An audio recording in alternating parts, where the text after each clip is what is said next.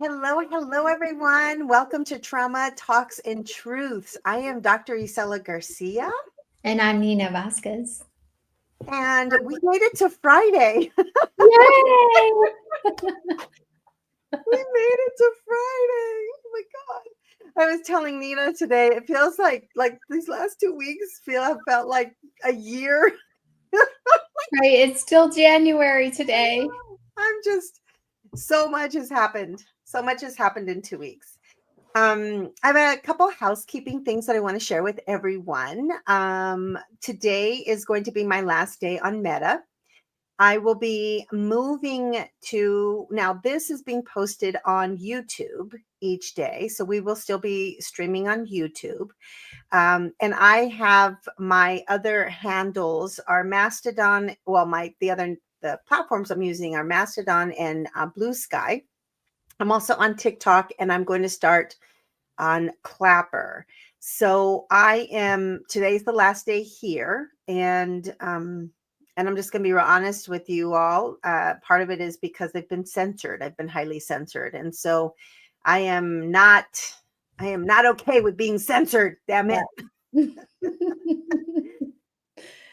So that's what's happening. Anything else I needed to say about that, Nina? I don't remember. You're gonna send something about circles? Yes. So I'm telling you, folks, I'm telling you that creating community right now is a really, really critical part of this journey that we are on. And I think there's two parts of this. It's in-person community. So who are your people? Who are the people that you can connect with and be with and feel safe with? And then community virtually, I think, is really important too, because virtually is easier. Sometimes it's hard to coordinate time to connect with somebody because of just life. Life is busy. Yeah. And so if we can have, set times where we can connect virtually and not have to leave our house, we do gain a lot from it. So I am developing my Circle account, which is basically a platform where people can come together, and I can go live. I'm going to start doing my readings again. We're going to start doing my 52-week journal that I paused yesterday. Not yesterday, this week, because of all the stuff that was happening. Mm-hmm. We also talked about doing meditation. Yes. And then we talked about maybe even doing a book study. Mm-hmm. And then Nina, you said you were going to do something. Well, I thought it'd be really cool to bring in yoga nidra, meditation. Yeah. Yes. And, we would just do, short lives, where we can bring the meditation into your space, and we would all be doing it together. So there's energy in that, right? So Nina, I was just thinking too, we could even do where we just drop in some somatic, one activity. Yeah. Wouldn't that be very cool to do? Yeah. Yeah, absolutely. And what's fun is I could just, either one of us can drop in and say, okay, I'm about to do, hey, at noon today, I'm doing my own somatic practice. Join me. Right. Yeah. And I think that would be really awesome, because that brings, not only does it show okay, this is what we do, but let's do it together. Right? Yes. We could even do a coffee chat. Oh my goodness, there's so many things we can do in this circle. Yes. And what I like about it is I just like the way that the platform is developed. I think there's so much potential. So please make sure that you are on my email list, because next week I will be sending the link to join Circle. Now, we will have a free circle, a free option. And then of course, we're going to start building courses and opportunities. And so we still have that in the works, because it's just, we kind of had to pause the last 2 weeks. I had to pause. Yeah. But also, if you're watching this and let's say you're not in Isela's Facebook group right now, send one of us a DM if you want to be in that circle. So that way we make sure that you are part of it, and that Isela gets an email out to you. Yeah. Yes. Okay, so what I want to talk about today, there's so many things I want to talk about, but this is what we're going to talk about. I went out. My daughter had class last night for art. She's like an incredible artist. So she had a class in the evening. So I usually drop her off and then go find a place to like have dinner and work. And I was at a little pizza place, and you know, the places that you can make your own pizza and then everybody has their own individual pizza. So I was eating here, like sitting here, and right across from me was a family, a young family. And I'm a people watcher. I just love human behavior. I love to watch how people interact, whether they talk to each other or they don't talk to each other. It's like I forever have loved to just figure people out. Well, there was I know a mom, a dad, and a little boy. He was 3 years old. And I know three because I know little kids. And so she brought the food over to the table, and she had said to her little boy, "Why don't you sit here so you can sit next to daddy?"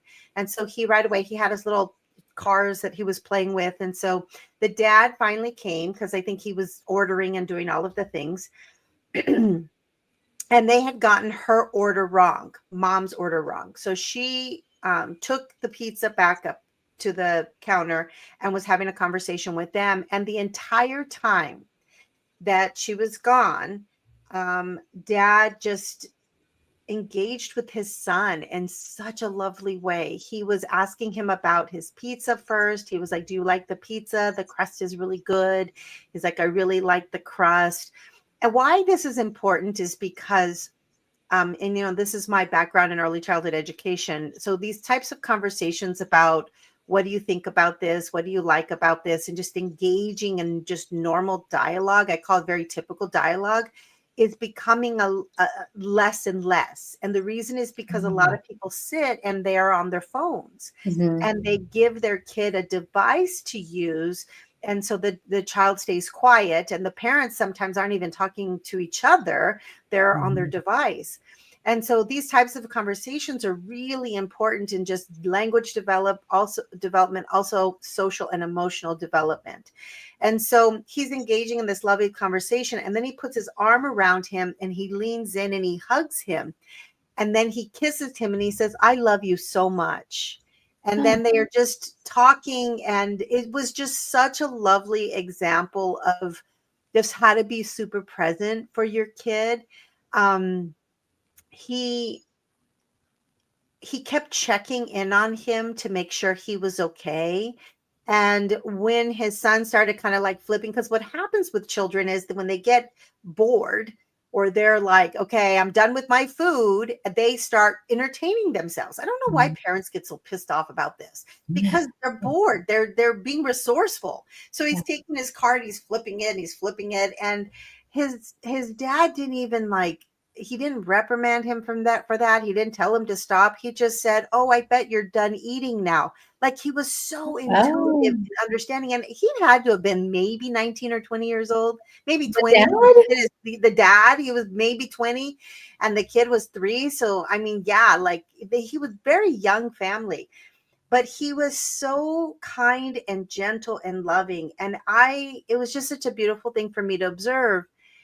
And it made me think about, especially with where things are going on with the world and everything happening so quickly right now in the United States. I just feel like sometimes we forget that there's evidence of love happening around us everywhere. Yeah.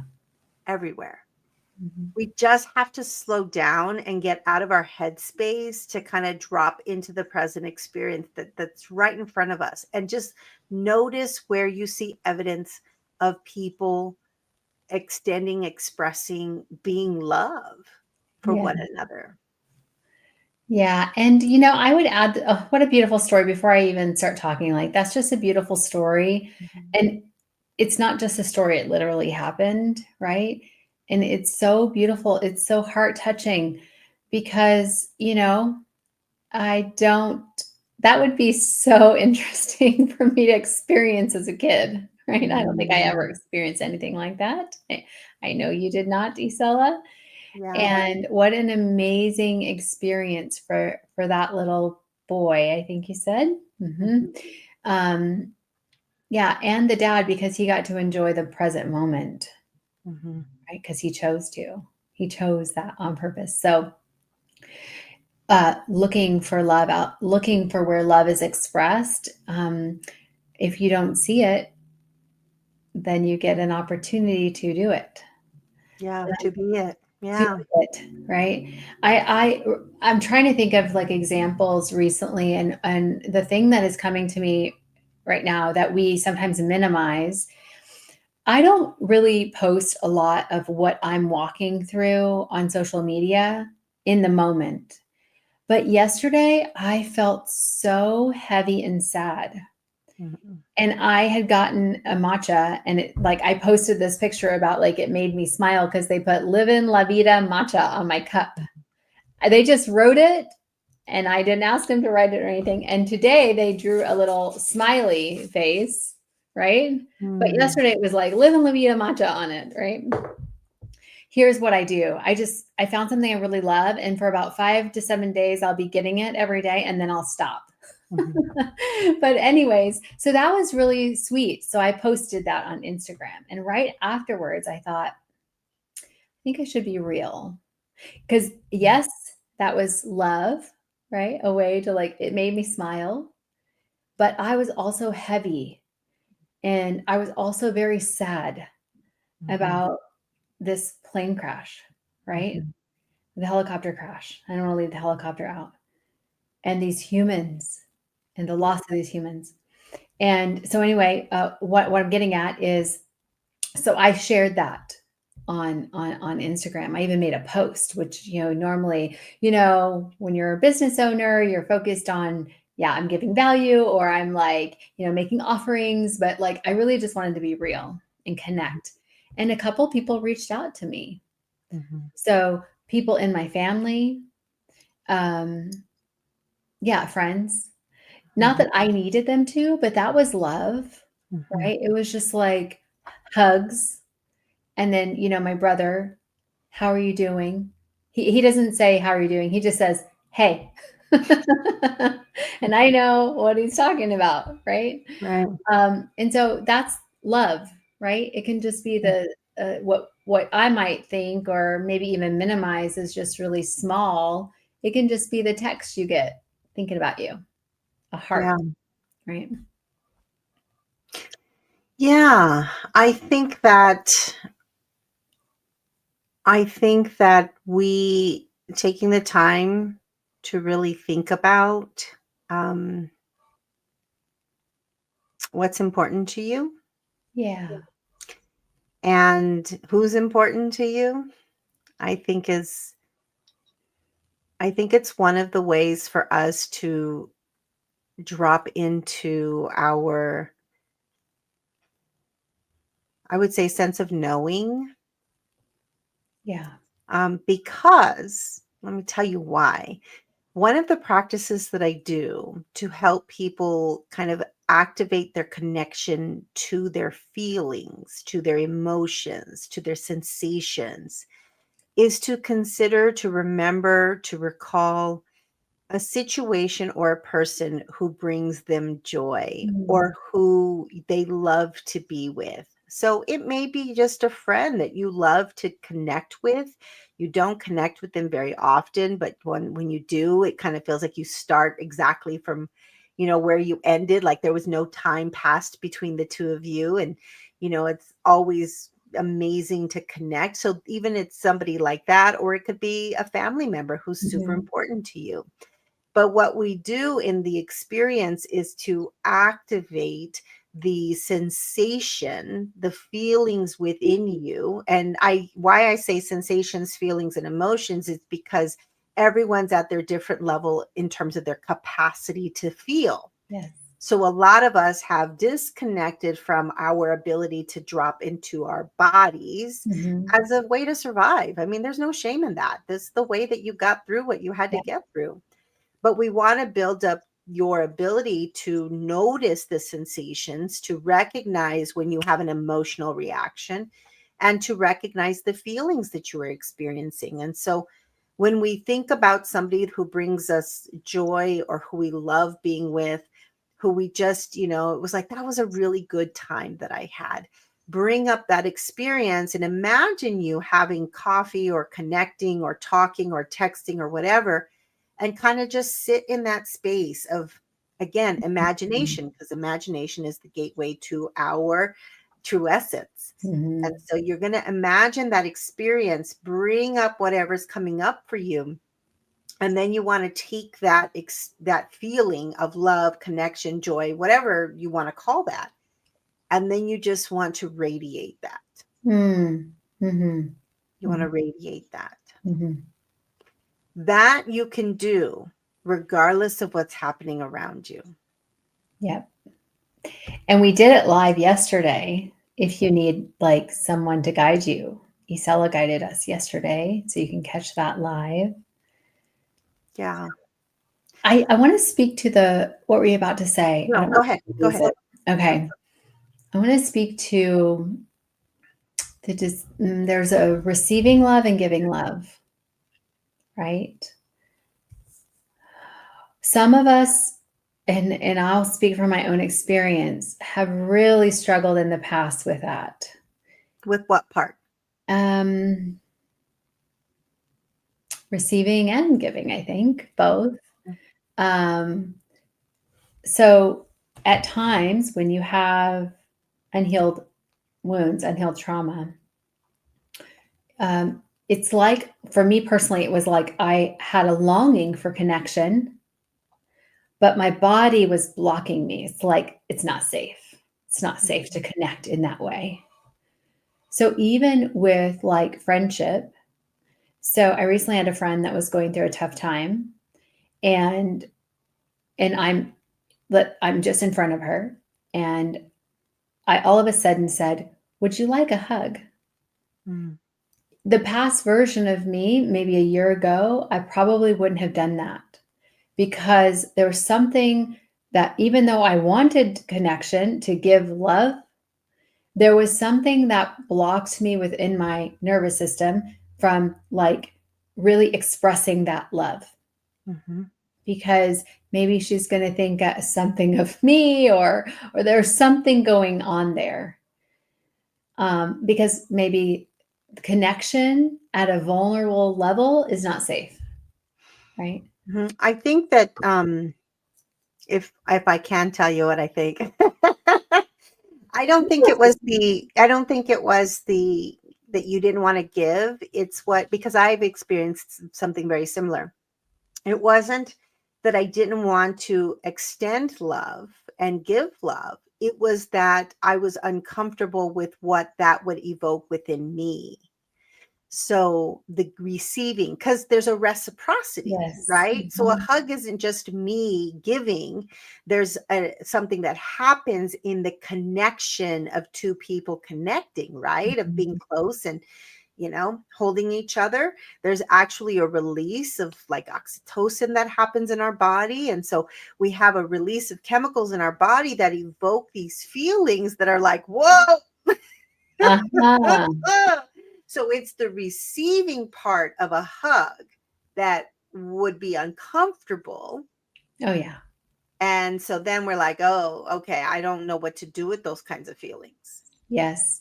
And you know what? You're very accurate. Thank you for like explaining that process, because in certain somatics workshops and events I've been to, we've done that, where you're basically blindfolded, eyes closed, and some stranger comes up to you and hugs you. And not only are they hugging you, they're holding you as tight as possible. And there's this amazing music going on, right?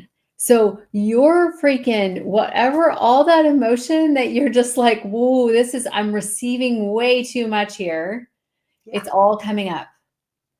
It's all coming up. And so, yeah, so those are the kinds of things that I've had to work through in order to even just to get to the place where I'm like, would you like a hug? Yeah. Right? Being willing, right? All your like, am I worthy of receiving this, is like really coming up to the surface. All the times when you didn't receive the love, and you should have are all coming up to the surface, right? Yeah, those are some of like some big somatic, Nina doesn't do anything halfway. I have to go all the way to the deep end. Yeah. Right? There's so many things that could come up in an experience like that, Yes. especially if touch was a scary thing or a bad thing. Yes. Um, Mhm. yeah, there's just so much that can come up. And I think that it really provides the opportunity because I think when things show up for us, our relationship with love, I think a lot of us women are really good at giving, but we really suck at receiving. Oh And yeah. so all of these discomforts that we get from an emotional or an exchange that we have are opportunities. Hmm. And I just wish that we would spend more time seeing them as opportunities. Yeah. Because when you notice, oh, I just have, or I'm really uncomfortable with that, or what is happening like in my body, I'm feeling like a sense of just wanting to flee or just step back. Like I don't want to be here right now. It's like, okay, just be curious about that. Because it's an Definitely. opportunity to unveil what's happening. And I will tell you that love, we don't even have an understanding of what love truly is. I think that like, this massive sort of essence, and we are like in this little tiny little part of the capacity and the understanding of what love could or that love truly is. We just have like this little bit of understanding. Yeah, I think you're right about that. Yeah. I think the one of the things from my own experience is if you experience a shutdown, freeze, trauma response, you kind of like shut down and shut out the world. You have you almost, it's hard to define what your capacity is, but if you find yourself trying to like leave when things get uncomfortable or vulnerable or it's too much, too overwhelming, it's often because your window of tolerance, your capacity to hold that, to receive, is just not big enough. You'll want to leave. Right. It's just way too much. Yeah. So if you struggle with receiving love, which I think you're right on point, right? Because love is not a thing we give, love is what we are, right? Um, so that's a whole nother like defining love. And I think I definitely had a misunderstanding of what that was growing up too. Well, I think most people do. I think most people today and in years past see love as something you give and receive as a like a reciprocal exchange. Like transaction. I It's give a them. transactional experience. Mhm. Yes.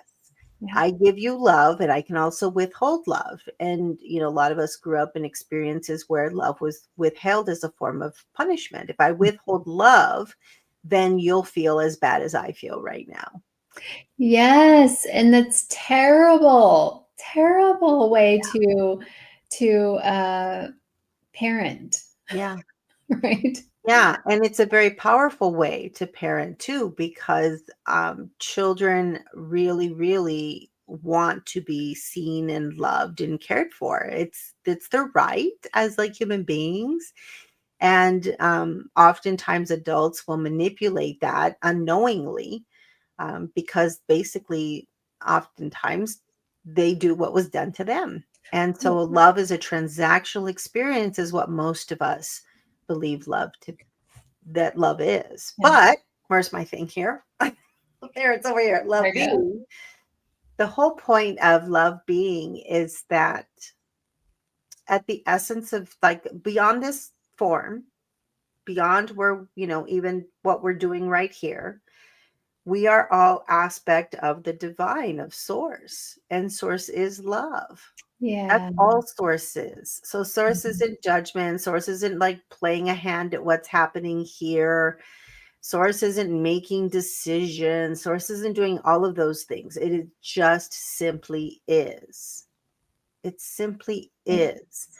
And so we are expressions of source. And because of the ego, we have a persona, um, that we believe in, that we identify as. And so the journey in this lifetime and other lifetimes is to go inward to access that love, the love that we actually are. Yeah. And then once we can get in alignment with that as much as we can, because we go in, we go out, we go in and we go out. And then once we can get in alignment with that love, then we are it. We just simply are being love. And, Isela, it's like that onion you talk about a lot. Like so what we're doing is in this lifetime is peeling back the layers of the onion that are not love, right? That are survival patterns and things of that nature, and they're just not love. And what's underneath that is love, just the essence of love. Yeah. Yeah. And our job is to connect with, how do I, Isela here, experience love? So what does that feel like for me? What is it, in my body, in my mind, in my heart? Like, I need to have an understanding of that, so that, number one, I can actually bring it up and connect to it and access it. But also what happens is I can extend it, like deliberately extend the love out to others, because it's there, but the energy, it's a very, very high vibration. It's the highest vibration, because that's all that all there is. And so when we can actually access that and extend it out, I believe that we are powerful beyond our understanding.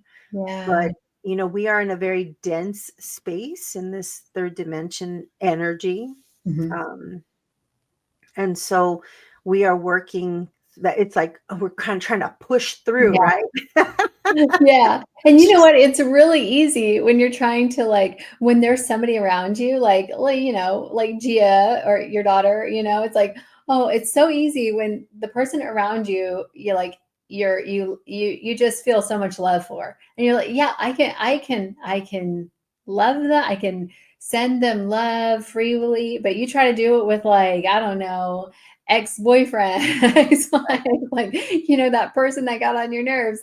That's when you practice seeing them, their essence of love underneath all the onion of their personality and things like that. And then you say, okay, can I send them love from my true essence of love? Right. Yeah. Right. And that doesn't mean that you don't have boundaries and you don't stay out of their life and all that stuff. But love is not your personality. Right. And that's when you can get to what you've taught me over and over again is, I am you, you are me. So I am love, you are love. Yeah. Right.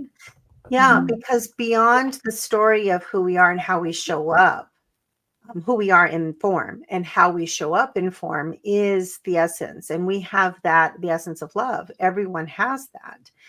And so, the story I've told, I don't know if I've done it on here actually, but it's like, you think of your nemesis, you think of the person that just irritates you to no end, or who betrayed you, or all, and this is really hard. This is kind of like high level work. Yes. Because I'm not trying to dismiss the pain that you experienced. But when you can get to the place where you can imagine them in your mind's eye, and you can send them love and see them as the truth of who they are, that doesn't mean I condone the behavior. That doesn't mean that they get to do that to me ever again. That doesn't mean that it erases what happened. What it means is that I can see you at the truest level of who you are. Even what's happening right now in the world, there's a lot of hatred about who's doing the what and the how and why, how the dominoes are falling. There isn't a part of me, I do get I can't believe this is happening, because that's the human experience I'm having. But when I think about the people who are doing it, I recognize the role that they are playing, and I can see beyond that. So I don't have hatred, and I think there are moments when I'm angry, but I don't have hatred. What I'm feeling more than anything else is the compassion and the love for humanity, for Humanity. people, for people who are being hurt, for people who are, people come from marginalized communities who are afraid right now. Like, that's what I'm feeling. Yeah. Like, this is all just, it is what it is. And it's going to Mhm. continue to be what it is. Yeah. I'm not going to feed it Mhm. the anger and the Yeah. hatred, because that's Mhm. rooted in fear. Mhm.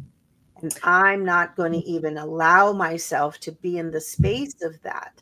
I Mhm. am going to be in the space of love and compassion and making decisions to protect and do what I need to do to Yeah. serve. Yeah. Yeah.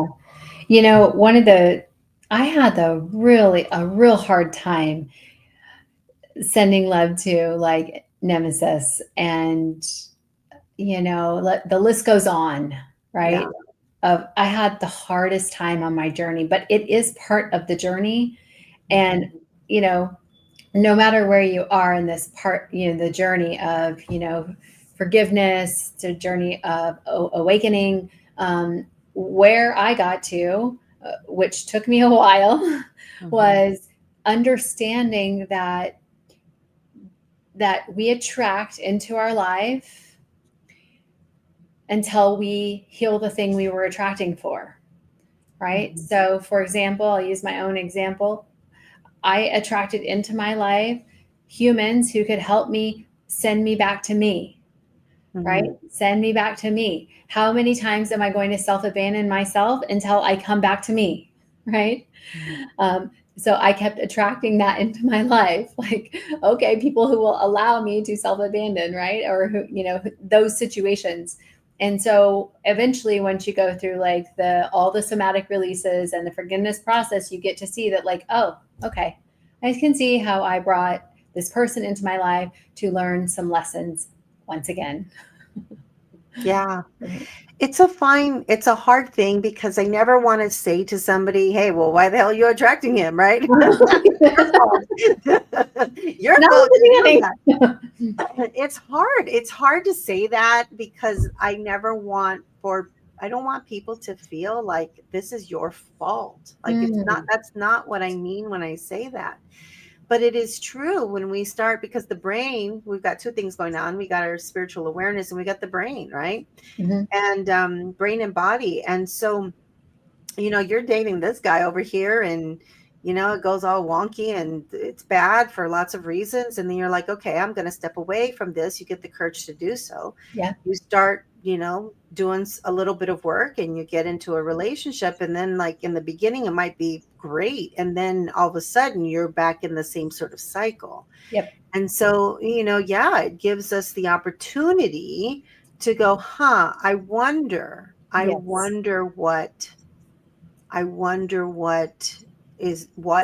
why I'm attracting a person this way. Yes. What's coming up within me? Why do I find that attractive? So there's, again, it's peeling back the onion. Yep. Yeah. Yeah. Peeling back the layers of the onion. Yeah. Right. Yeah. Yeah. Okay. So I want to leave everybody with this. So over the weekend, really look for evidence of love, like where you see love happening. And it doesn't have to be between people. It could be organizations doing amazing things. It could be a content creator telling an incredible story that just brings you to a place of, that feels place. It could be Hmm. between a person walking their dog and there's a beautiful moment. Just notice. It could be in nature. Notice where you see evidence of love over this weekend. And I would love to hear from you. I'd love to know what that looked like for you. Have fun doing that. I'm excited to do Have it a good myself. weekend, everyone. Bye.